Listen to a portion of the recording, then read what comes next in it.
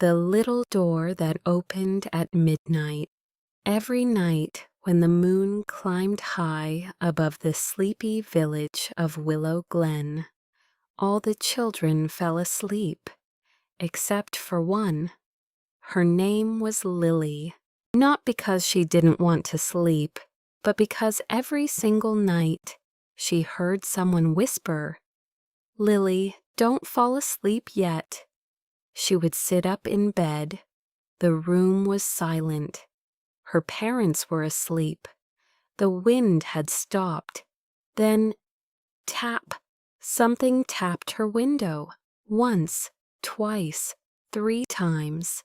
Lily slowly pulled back the curtain. Nothing, only the old oak tree outside. But tonight, something was different. There was a tiny golden feather resting on her windowsill. It wasn't there before. She picked it up. It felt warm. Then, the feather began glowing. A tiny voice giggled. "Finally, you found me." Lily nearly dropped it. Who said that?" The feather floated into the air. "I'm Pip." "You're a feather?" "No," the feather laughed. "I'm wearing one." Pop! A creature no bigger than a squirrel appeared. He had bright blue eyes, tiny wings, and a backpack almost larger than himself. "I'm late. We're very late." "For what?" "The midnight door is opening." "The what?" Pip gasped. "You've never heard of it?" Lily shook her head. "Oh dear." He looked around nervously. "If nobody enters before the clock strikes 12, the dream forest disappears forever." Lily blinked. The dream forest? The place where every happy dream comes from. If it disappears, children everywhere will only have boring dreams. No dragons, no talkin' animals, no adventures, no magic. Lily stood up immediately. "We have to save it." Pip smiled. "I hoped you'd say that." He tossed the golden feather into the air. It spun faster and faster until it became a tiny glowing door right in the middle of Lily's bedroom. It was barely taller than a cat. The door slowly creaked open. Beyond it, there were stars, not in the sky, floating around giant trees, rivers made of shimmering light, flowers that hummed little songs. Lily stepped inside. The door disappeared behind her. "Too late to go back now," Pip said cheerfully. They walked through glowing forests where rabbits wore tiny hats. Owls read books upside down. Even the rocks snored peacefully. Everything felt wonderful. Until they heard it. Boom! The ground shook. Another boom. Birds exploded into the sky. Pip froze. "Oh no, it's already awake." "What is?" Pip whispered. "The shadow giant." A giant black silhouette slowly rose beyond the trees. It had glowing red eyes, long arms, no face, just darkness. Every step shook the forest. Boom! Boom! Boom! Lily wanted to run, but Pip grabbed her hand. "Don't! It can smell fear." Lily tried not to breathe. The giant stopped. Its glowing eyes looked straight toward them. Then it smiled, except it didn't have a mouth.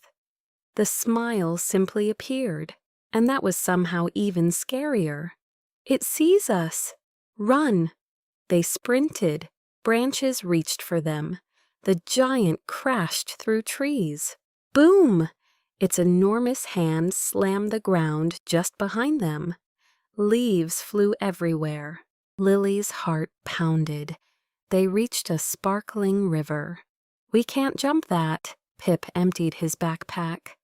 Out came a spoon, a sock, 3 marbles, a sandwich. No. Aha! He pulled out a paper boat. "You packed a paper boat?" "It's magical." He tossed it into the river. Whoosh! The tiny boat became a huge wooden ship. Get in! They jumped aboard. The river suddenly rushed forward like a roller coaster. The shadow giant reached for them. Splash! Its hand hit the water. The river turned into thousands of glowing fish. The fish carried the boat faster. Soon, the giant disappeared behind the trees. Lily sighed with relief. We escaped. Pip wasn't smiling. No, he let us go. The boat stopped beside a giant castle made entirely of clocks. Thousands of clocks, tiny ones, huge ones, every single one ticking. Tick, tick, tick, tick. An old turtle wearing glasses opened the gate. You are late. We know, Pip cried. The midnight crystal is fading. The turtle pointed upward. Floating above the castle was a crystal brighter than the moon, except dark cracks were spreading through it. If it breaks, the dream forest ends. Who broke it? Lily asked. The turtle looked sad. No one. It breaks every 100 years. It must be repaired. With the purest laugh, Lily blinked. A laugh? The turtle nodded. Not just any laugh. A laugh from someone who chooses joy even when they're afraid. Pip whispered. That's impossible. Everyone around looked worried. Then, Lily remembered something. When I was little, I used to laugh every time my dad pretended to sneeze. She tried remembering it. Nothing. She tried thinking of funny animals. Nothing. The crystal cracked even more. Tick, tick, tick. Then Pip tripped. Not a little trip. A gigantic tumble. He rolled down 20 glowing stairs. His backpack burst open. Hundreds of rubber chickens flew everywhere. One landed on the turtle's head. Another bounced onto Lily's shoulder. One chicken squeaked. Another squeaked back. Soon, every rubber chicken in the castle was squeaking at each other. The turtle looked completely serious while wearing 3 chickens like a crown. Lily tried not to laugh. She failed. She giggled, then laughed harder, then laughed so much she couldn't stand. Her laughter echoed through the castle. The crystal began glowing brighter. The cracks disappeared one by one. The entire forest lit up. The flowers danced. The rivers sang. The stars spun happily. Everyone cheered. We did it! But then everything went silent. Pip slowly looked behind Lily. The shadow giant stood at the castle gate. It hadn't been destroyed. It hadn't disappeared. It simply watched. Lily stepped forward. You can't ruin dreams anymore. The giant looked confused. Then something unexpected happened. It started shrinking, smaller, smaller, smaller, until it became a tiny little creature, about Pip's size.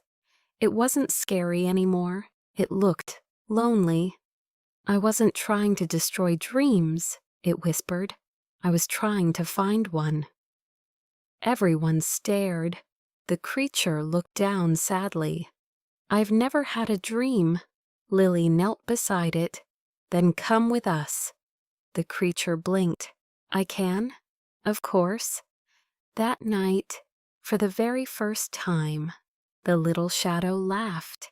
The midnight crystal shined brighter than ever before.